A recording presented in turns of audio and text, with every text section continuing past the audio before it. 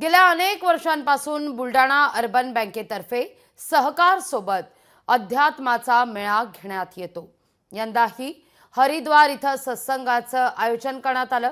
परमपूज्य स्वामीजी हरी चैतन्यजी महाराज यांनी स्वामी नारायण आश्रम हरिद्वार इथं भगवत गीता आणि गंगा मातेची महती या विषयाच्या प्रवचनानं कथेला सुरुवात केली।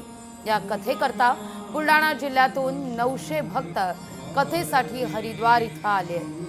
स्वामीजींच्या कथेकरता आलेल्या भक्तांसाठी राहण्याची आणि जेवणाची ही उत्तम अशी व्यवस्था केलेली आहे। या कथेच्या पहिल्याच दिवशी उद्घाटन सत्रात बुलढाणा अर्बन बँकेचे सर्वेसर्वा सहकार महर्षी आदरणीय राधेश्यामजी चांडक, संस्थेचे संचालक किशोरजी केला, अजयजी सेंगर, मंजुताई गाडगे तसंच डॉक्टर संजय पाटील, नितीन सावजी, धनंजय देशपांडे, अनंता देशपांडे हजर होते।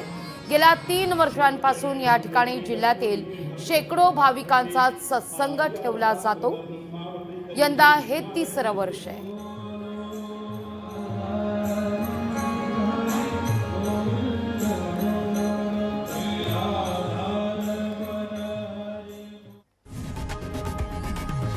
लोकशाही मराठी ऐका, पहा, जागरूक रहा।